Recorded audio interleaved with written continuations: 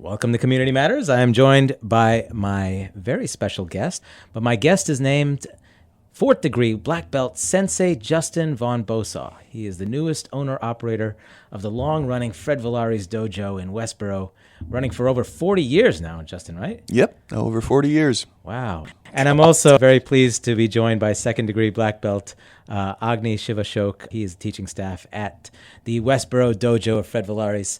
Welcome to you both. Thank you. Thank you. Justin, thank you so much for joining us. Yeah, of course. I'd like to start off with talking a little bit about your inspiration and how you got into the martial arts. Sure. Well, I was always interested in the martial arts. My dad was very interested himself. He never had a chance to do a lot of martial arts growing up. He was very focused on the martial arts films that were coming out, though. I mean, he told me stories all about going to downtown Boston when he was my age and younger, and he would be completely alone in the seedier side of downtown, going to all the different cinemas where they would have like the just beaten up film prints and watching no subtitles. You could make up your own story, and it was all the terrible dubbing where everybody's and back and forth. So he always wanted to do it. He never had a chance to, but he kept up with the films, and when I was younger, he would show me a lot of those. And then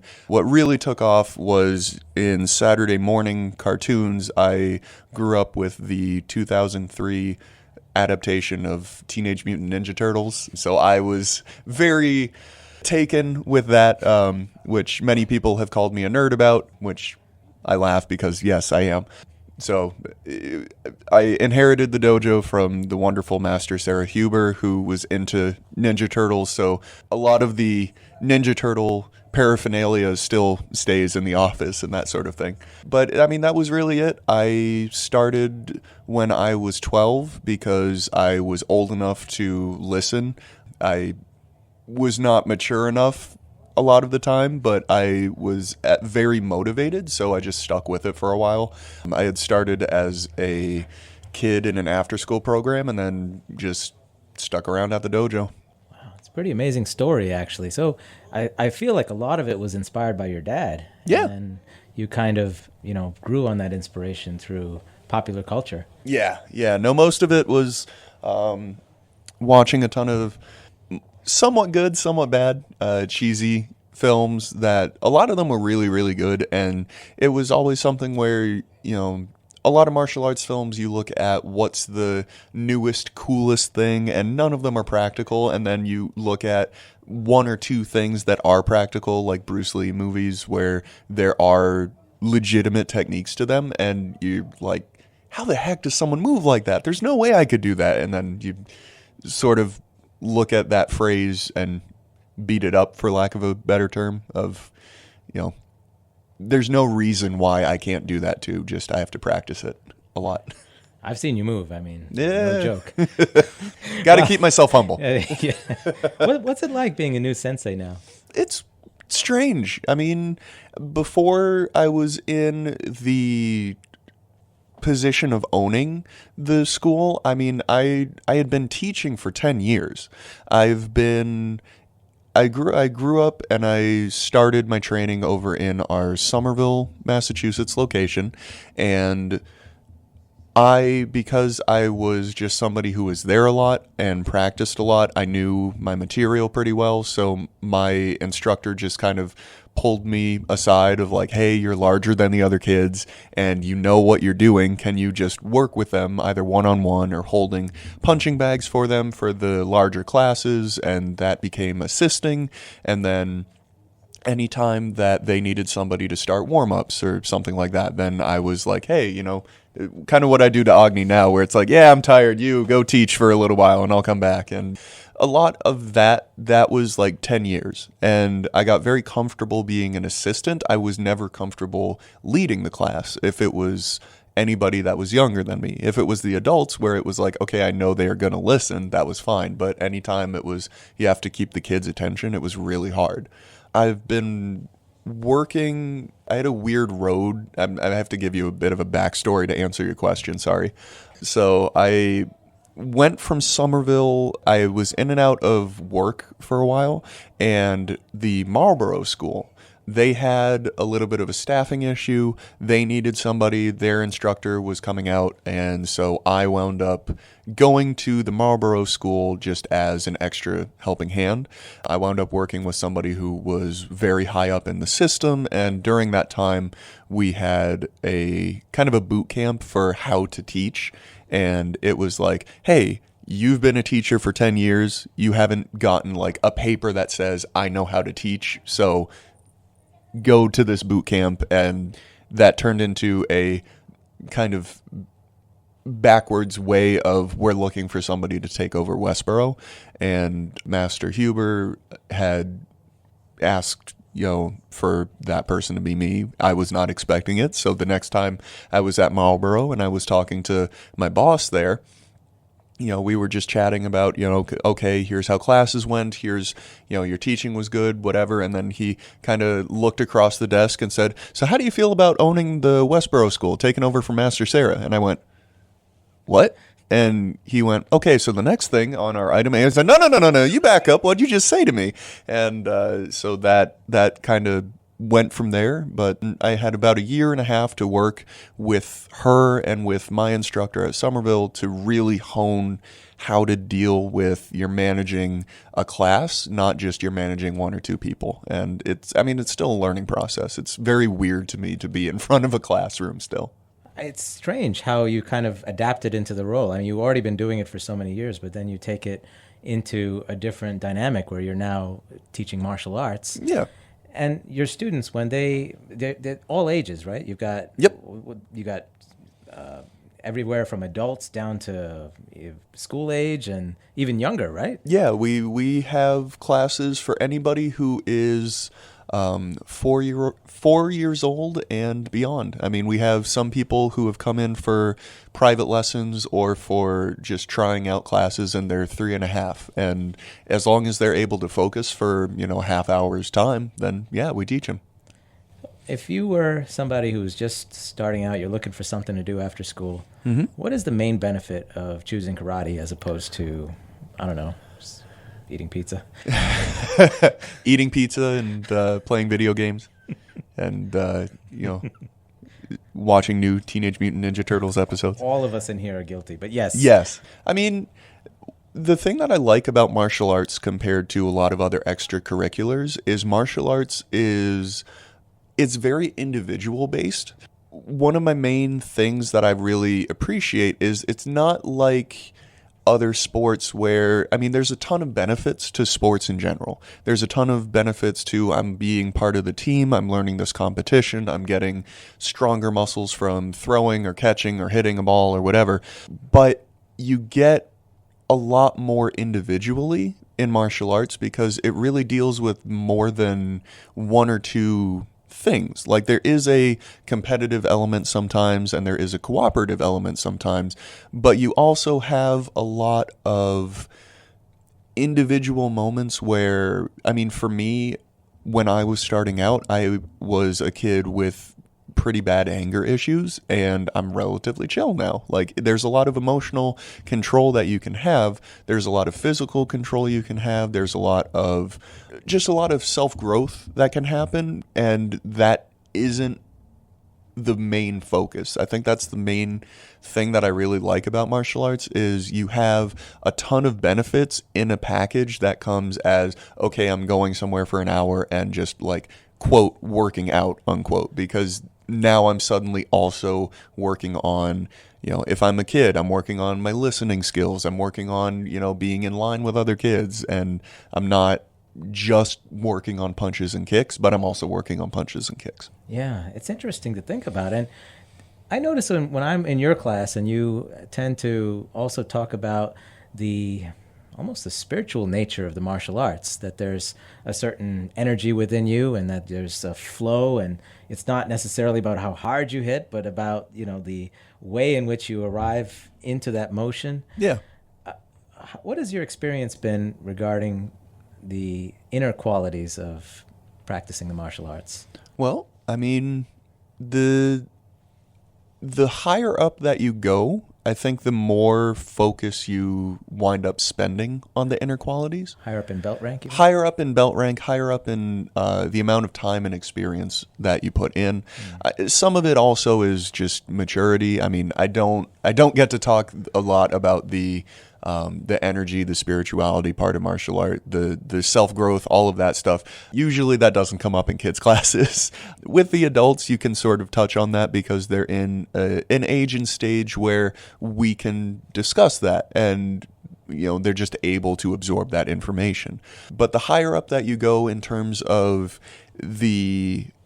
not only the effort you put in, but the practice that you have, I mean, I've been doing front punches for 15 years. And if you start to get lazy of like, yeah, I know how to throw a front punch, then it stays the same way. And the more that you can really start digging into how can I throw this punch in different ways, what can I do differently with how my knees are moving, how my shoulders are moving, you wind up finding which ones work better, which ones have more strength. But you take that also to a not just physical place. I mean, the way that martial arts started, I love to tell people, it started as monks doing breathing exercises. I mean, it literally back in the 500s, 560, which I love to tell all the young kids, that's older than when I was born. And then they laugh at that. But you had monks that were at the Shaolin Temple, and they were trying to achieve enlightenment, the best state of being. And there was a traveling monk, Bodhidharma, who came to the Shaolin Temple, and they said, no, you're an outsider, we don't want you. And so he went up the hillside that they had, the big mountain, and he found a cave, meditated for 9 years, and then came back. And when he came back, he had done so much introspective meditating that he had achieved enlightenment. And everybody was like, oh my God, teach us. And so he wound up teaching them a lot of meditation, a lot of breathing exercises, and a lot of that became breathing where we would move our arms kind of back and forth across the body to get things moving and swaying, and you would be able to move. If you were stressed about something, that movement would help de-stress you or move that thing along. But then if you speed that up, it becomes, here's a strike. And the way that you shift your body into it becomes a strike. So you have all of these martial arts studies that are coming off of people literally just working on their inner betterment. It's one of the things that sort of is nice and also frustrating about martial arts nowadays is if you start talking about the spiritual side, everybody kind of rolls their eyes of like, oh, this guy. But then you also have a lot of martial arts studios where, and I'm not thinking of any in particular, there's too much bad mouthing in the martial arts, and this isn't my goal. It's just there's a lot of places where their focus is only on the fighting and only on trying to be the strongest, and sometimes that can then turn into putting other people down. And I mean, the main goal really is, you're getting stronger, but you're getting stronger in more than a physical sense. Absolutely. And so important to remember that it's a growth in your whole being. Yeah.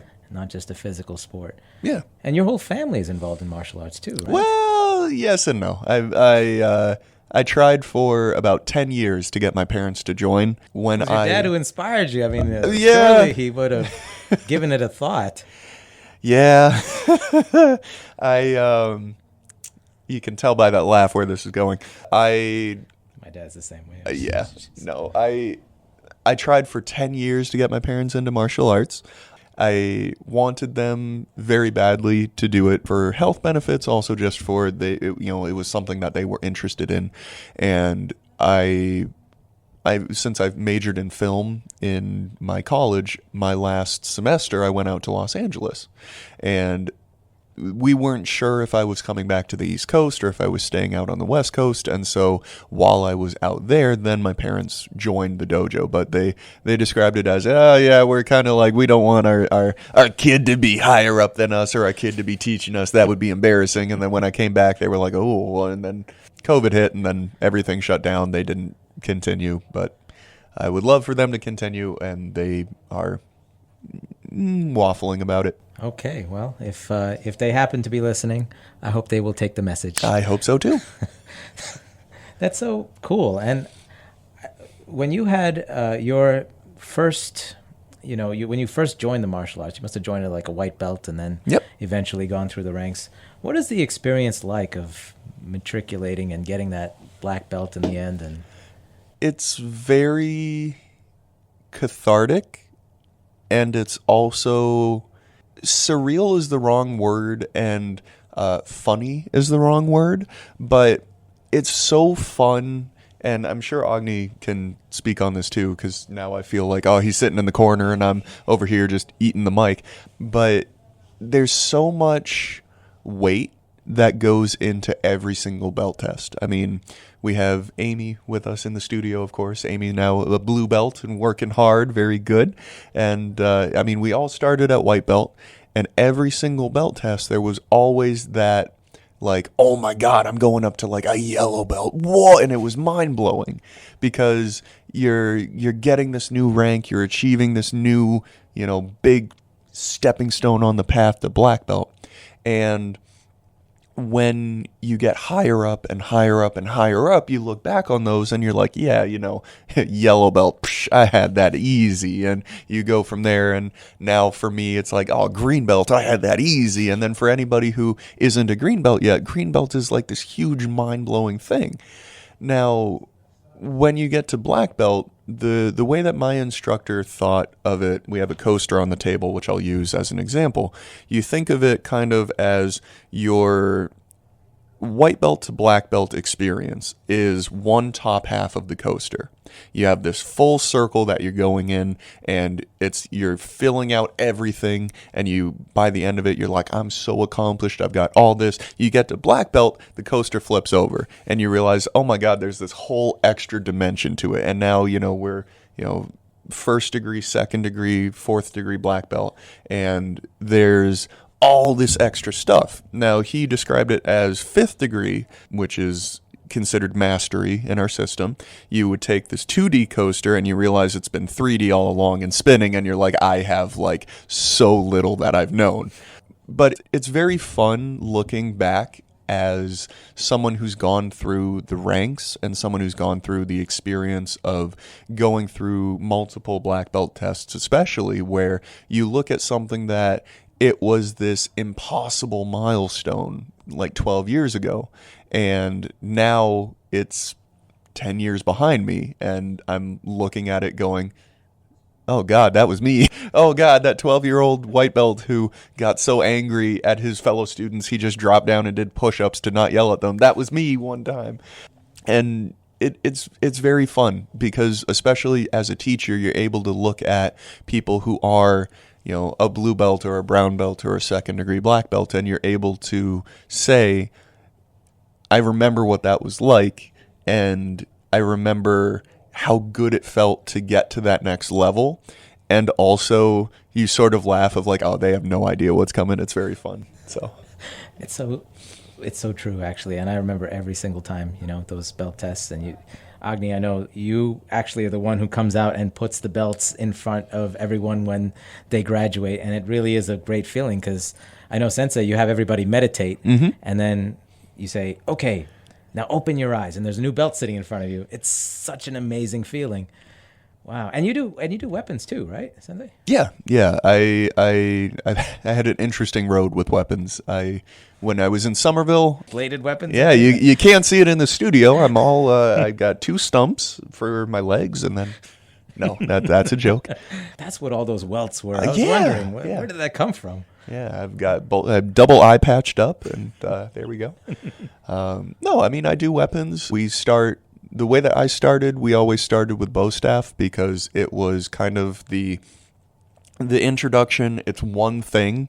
I'm not worried about both arms moving at the same time. We're able to go a lot further. So to clarify, so a bow staff is like a giant stick? Yes. So a bow staff. I'm going to put this in nerdish terms. Okay, we have Donatello, our purple bandanaed ninja turtle. He's got the yes, it's a gigantic staff, basically. It's usually completely balanced. Everything is one end to another, totally balanced, and it's just a long piece of kind of straight wood, and sometimes it's plastic, sometimes it's metal, most of the time it's wood. And I started with a bow staff because they were kind of the easiest to learn with. They were the ones where if you were screwing it up, the sensei could very easily see, like, oh, I'm twirling a 6-foot staff, and there it went out through the window, Has that ever happened? No. Okay, thank goodness. Just checking. That did not happen. But it's easy to tell, how much control someone has. And then my first school, we didn't have a lot of weapons training.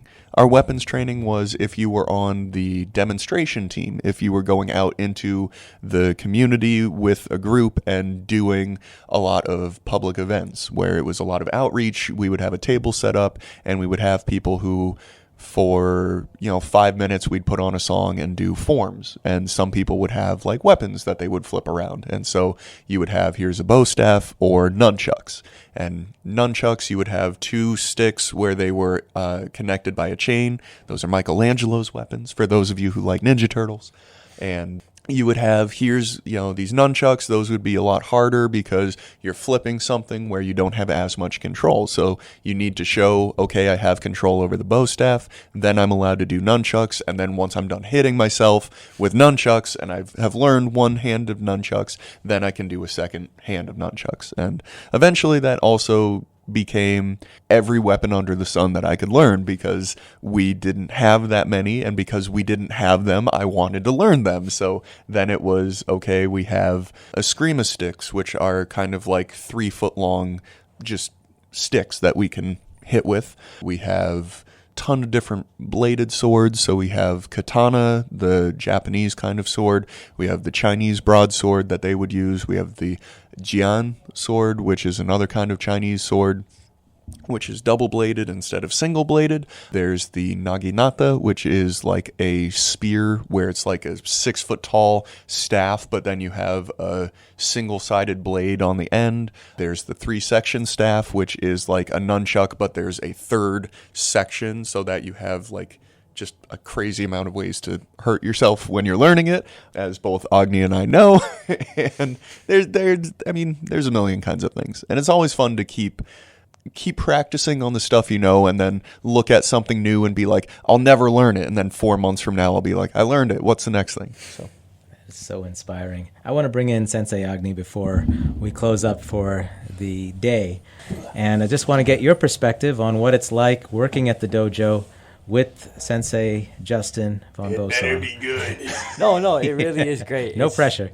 Yeah, it really is great, especially since Justin here is really good at guiding me along the way. So he gives me just the right amount I need to learn how to teach, and it's way more complicated than I thought it was. I thought in the beginning when I was learning in the teens class or the kids class, I was like, oh, they're just giving us techniques and that's what we learn.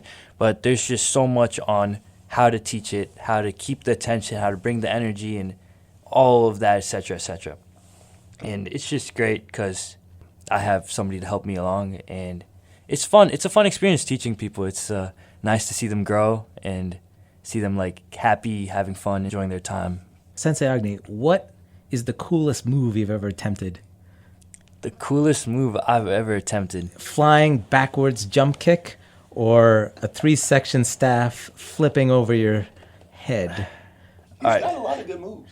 So I've seen you do some incredible stuff, actually. The newest would be with the 3-section staff. It was like a tornado kick with the 3-section staff, doing like kind of like a side jump flip thingy, and you hit the ground, and then you roll onto the ground, and doing a bunch of hitting stuff with the 3-section staff, basically swinging around. And yeah, so it's just a lot of, usually all the cool moves involve spinning and jumping that people like to see. That's the flashy stuff. What's your favorite weapon?